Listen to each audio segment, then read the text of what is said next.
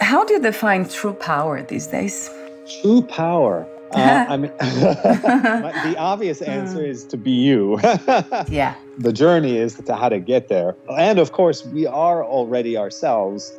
And we just have these layers of conditioned beliefs and inherited low frequencies that we just need to work through to get to that core of who we already are. So it's not becoming somebody we're not. It's not taking classes to leave an old self behind so much as it is to release the stuck feelings that are in the way of realizing who we truly are. So in that self-realization, the power, and it's a beautiful open-ended question, by the way, because what is power? But so I would probably define power as the ability to participate in the flow of things coming and going, right? Life showing up as it is.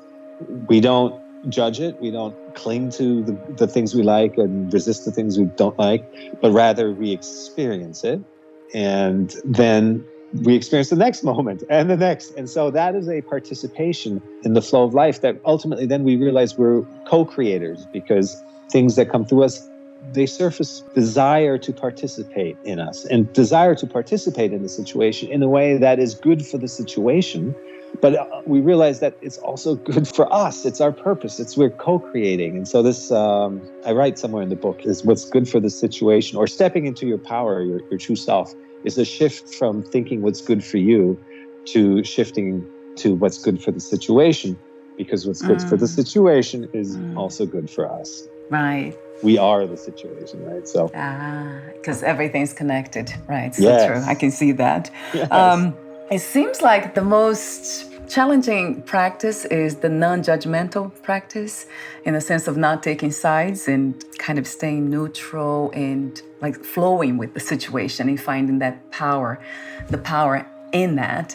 How do we learn to do that? Like for me, it has been an amazing practice.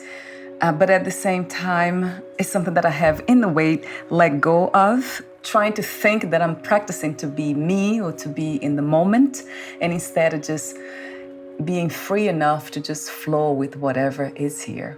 Even if I judge or don't judge, it's okay too. So there's something about almost like accepting everything, even the things that are unacceptable.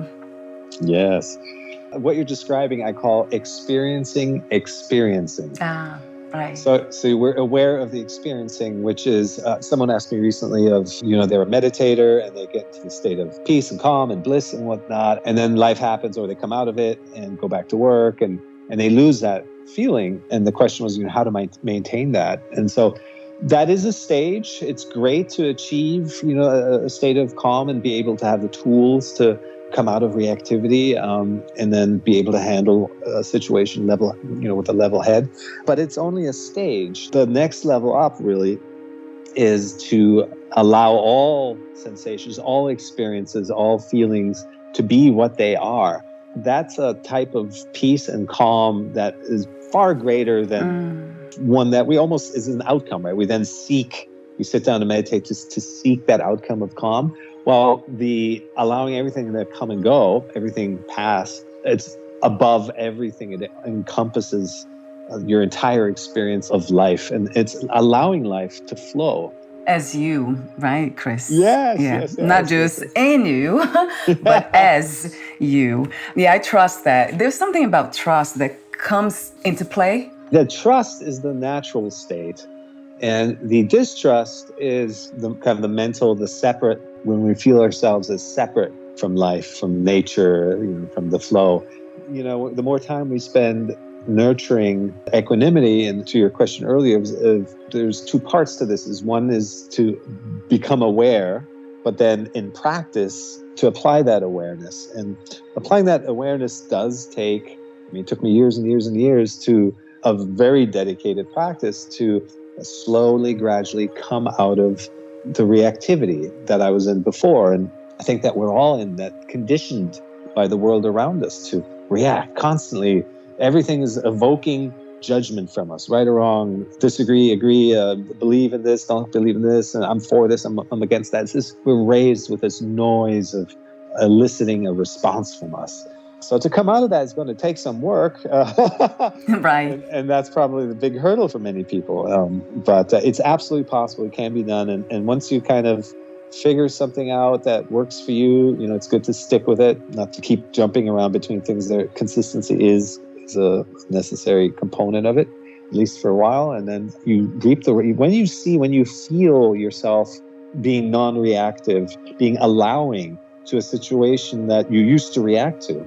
You feel that trust that you're speaking about, the conviction that this is the right way to go. This is you that's coming out. This noise is subsiding, and it's actually a deeper truth that is taking hold. And so it then reinforces itself, and it's hard to ever go back once you've kind of have that awareness, and then once you've integrated that awareness. New challenges will always come up, and new blind spots Right, yeah. will surface all the time. Sometimes you think you're, in a good spot, and then this massive blind spot shows up. Right. And so it's not about, So true. it's not about thinking you have to get somewhere or something, but just keep doing it, keep staying present, keep working on yourself, and then you will become who you are meant to be.